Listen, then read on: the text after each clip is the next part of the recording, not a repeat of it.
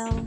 For today's video, magluluto po tayo ng ukoy-ukoy, tausog traditional. Ang halo nila is yung shrimp na merong ano bang tawag yan, toge yung nakalagay. Tapos yan, naglagay siya ng flour, chili flakes, paminta, itlog, asin, tsaka yung basta yung magic na pampalasa. Baka FD kasi sponsor kaya di ko na sasabihin. So ayan. Tapos ihahalo-haloin lang niya yan mamaya. Hindi ko kasi siya masyadong familiar kasi first time ko din nakakita ng ganyan magluto sa tausug kasi magkaiba yung sa atin yung pinaka talaga ng toge na ginagawa nating ukoy. Yung ukoy sa atin yung shrimp lang na inaano siya, piniprito. Sa kanila kasi iba. Yung toge tsaka yung shrimp paghahaluin mo. Ayan. Tapos lalagyan po siya ng tubig. Ang nilagay po niya dyan, paminta, chili flakes, chili powder, asin. Basta marami siya nilagay pero hindi ko nakabisado yung lahat kasi nung nakita ko na nakalagay na siya, meron siyang garlic powder, merong yung luya na powder, naglagay din yata siya dyan. Basta hindi ko na kasi siya naabutan kasi nakalimutan niya rin yung sabihin sa akin kung ano yung ilalagay niya.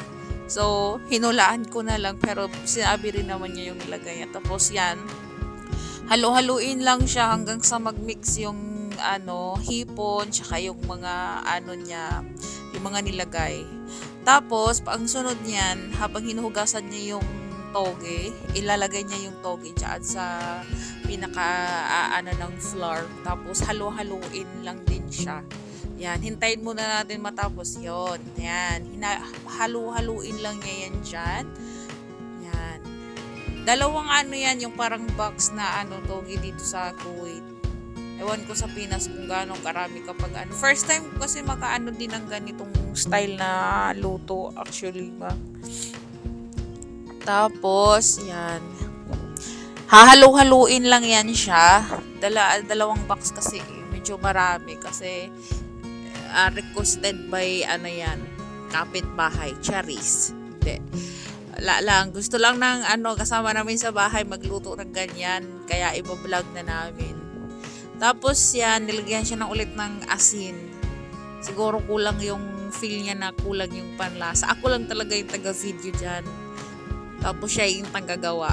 Kasi hindi ko rin kasi alam talaga kung anong klaseng food yan. So sabi ko, explain na lang. Wala na. Hindi na na-explain kasi busy rin ako dun sa niloloto kong adobo ng paa ng manok. So hindi ko na siya na-update agad.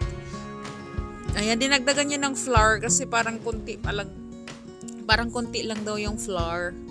So, nag-add siya ulit. Para kasi yung kailangan siyang malapot. Yung yata yung gusto niyang makuha dyan. Hindi ko sure. So, ayan. Nugasan niya ulit yung isang box ng toge kasi uubusin na lang mo. Dapat kasi isa lang yung gagawin niya. So, dinagdag niya ulit. Hintayin lang muna natin matapos hugasan yung tapos sa kanya ilalagay dyan. Meron yung sa pinaka niya, hinahalo-halo lang yan siya hanggang sa parang magtubig or mag-melt yata yung Silalagyan pa niya yan ng tubig eh.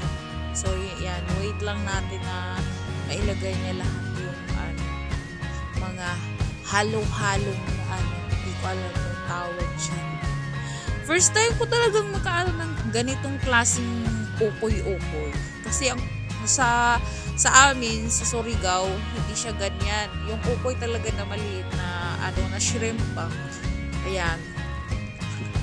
Hinihintay ko lang siya na maghalo, kinukuha pa kasi siya Mahirap kaya mag voice record ng first time. Tapos ganito pa, hindi mo alam kung ano yung pinaglalagay niya. Tapos magkalimutan niya na may ayan, naglagay na siya ng tubig dyan. Anuhin niya yan kumbaga palalaputin niya yung pinaka ng ganyan niya. So wait lang natin hanggang sa mag-melt or mag-mix lahat ng ingredients niya. Ayan. Wait lang natin. Kasi medyo maano yung ano niya, yung proseso ng ukoy-ukoy nila. Medyo madami siyang ano ba tawag nun sa Tagalog? I don't know. Long process kasi ang dami-dami nilang nilalagay. Sa atin, flour lang, tapos yung shrimp, asin, or bitchin, or magic sarap, tapos na. Tapos, luluto na natin. Sa kanila, ang dami-dami nilang nilalagay. Ayan, nag-start na siyang mag-melt. Yan. Para siya yung hinahalong, alam mo yung pancake, ganyan. Dapat ganyan yung result niya kasi yung pinaka-last na niyan, naano ko na eh. So, ganyan dapat yung process niya. Yung sa parang mag-melt lahat para pag-fry. Ayan, nag-add siya ng egg dyan kasi parang feel niya na kulang yung egg. Ayan, hintayin lang natin i-mix niya yan, yung ano na yan. Hintayin natin siya. Maglapot pa. Ayan, sa Tagalog, maglapot pa lang. So, kailangan mo na siyang i-mix ng i-mix hanggang sa lumapot siya ng lumapot. Tapos, meron siyang parang konting watery, basta, siya, medyo matubig. Yun nga yung parang sa pancake. Ganon yung style niya. So, hintayin muna natin na mag-mix-mix yan siya. After nyan, kapag na-mix niya yan, may gagawin siyang isang din yan, yung sauce naman nila. Yung sauce naman nila, dami din niyang nilalagay. Kaya medyo yung sauce nila, yan. Gagawin na niya yan. Yung sauce, ayan, nag-i-start na siya dyan magdurog ng bawang. Ayan, nasira pa nga yung niya dyan, na puwersa. Nasira pa. So, ayan, magdurog ka lang ng mga ilang perasong bawang. Yung parang tansyahin mo lang din siguro kung gaano siya kadami sa gagawin mo na ukoy-ukoy. Parang gano'n. So, ayan, pagkatapos na paanohan niya yung mga bawang na yan, lalagyan niya ng tubig, suka. Yan. Yan, suka yung nilalagay niya. Tansya-tansya lang din yung ginagawa niya diyang paglalagay ng suka. Ayan. Asin, pampalasa. Nilagyan na rin niya yan ng paminta. Meron siyang yung pampalasa na tubig. Yan.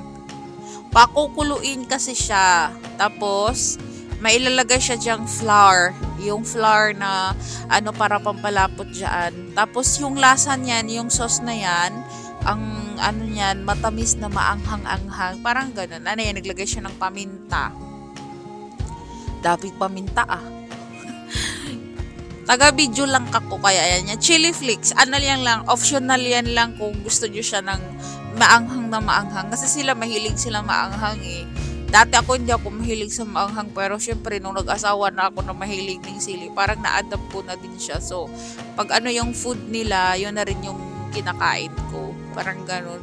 Dati kasi hindi talaga ako nagsisili, guys. Ayan. Sugar yan, guys. Tapos, yung sugar na yan, depende lang kung gaano yung gusto nyong tamis ba. Sa kanila kasi ang nila niyan, medyo maanghang, matamis na maasim. Parang ganun yung yung lasa niya. Pero masarap siya, in fairness.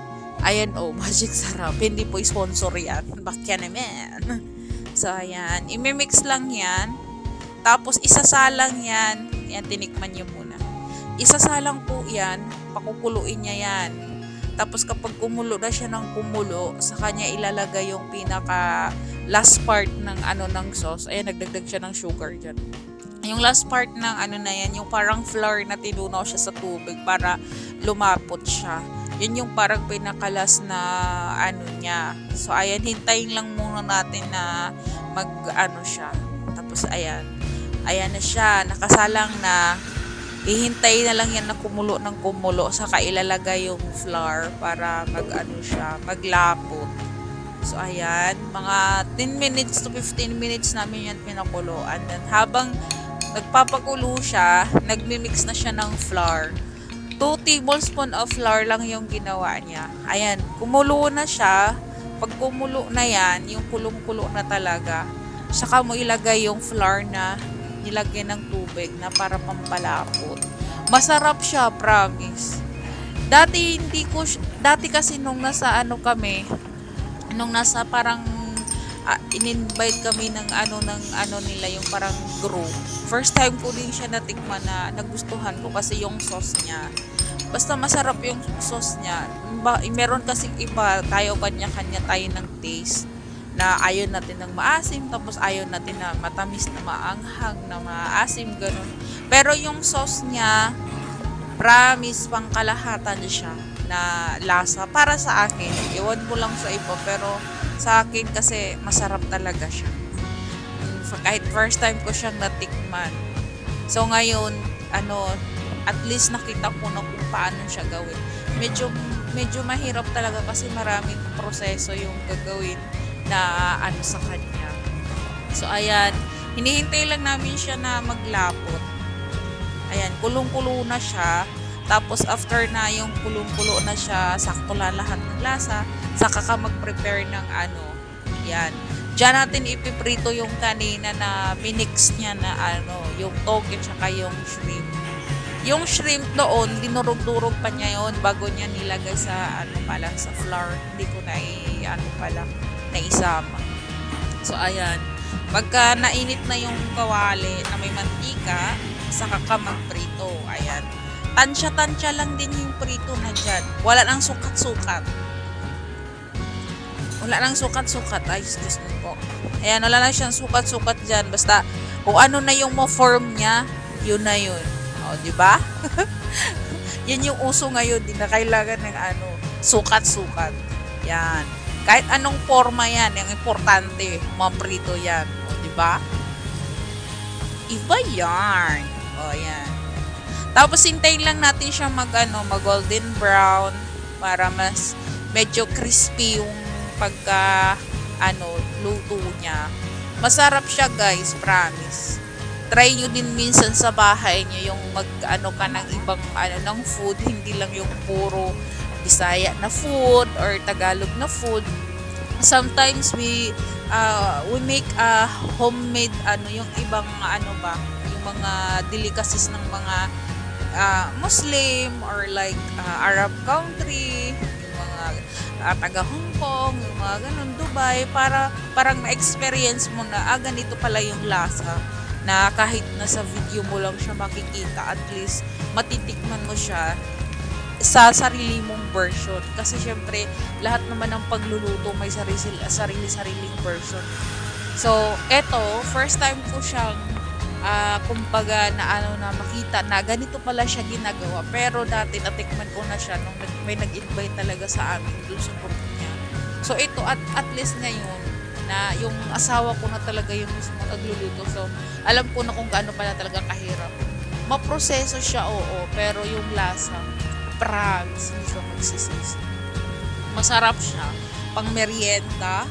Para sa akin, pang merienda. Kasi siya hindi mo siya kailangan ng kanin. Kasi parang kanin na yung toge. Tapos ulam na yung yung shrimp niya. So ayan, baliktarin na yan. Kasi kailangan golden brown. Pero yung asawa ko ayaw niya kasi ng medyo sabi ko sa kanya, baliktarin na niya kasi baka masunog. So ayan, nabaliktad na niya yung mga form na hindi naman nag-form. Charis. Ayan, pinabaliktad na yan yung mga may second batch pa yan. Siguro hindi ko na siya i-voice over kasi medyo mahaba na yung video kapag i-voice over ko pa. Ko na lang siya. I-speed na lang para mas mabilis, or kaya ko na lang. Kasi pag isa-isahin ko parang mahaba na yung video So ayan, hintayin natin siya mag golden brown. Pag na golden brown na siya, pwede na siyang hanguin. Mas masarap siya kapag mainit kasi kapag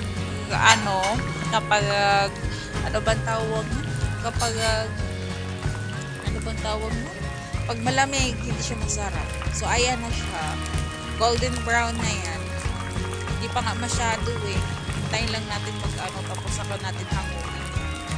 Pero maganda na yung parang kinalabasan niya.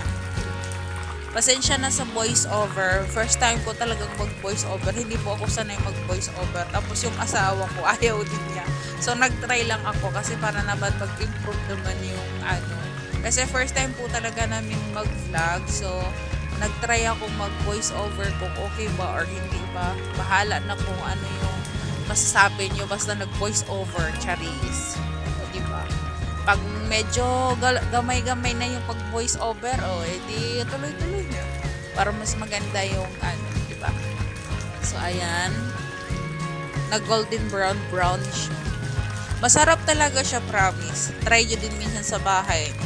Para maiba naman yung recipe nyo ba, kumbaga sa family nyo. Lalo na sa kung may anak ka na mahilig sa prito-prito lang. I-try mo yung ganito para try mo ngayon paano kung magugustuhan niya or hindi. Pero para sa akin, kasi ako may anak ako na hindi talaga siya mahilig sa sabaw. Siguro itatry ko siya kung uwi ng Pilipinas. Ayan. Hinango na niya kasi ayaw yung medyo sunog-sunog ng sobra. Kasi golden brown dapat daw talaga, sabi niya. So, ayan na. Titikman na yan kung anong lasa, charis. Pero masarap talaga yan kasi nakatikim naman ako.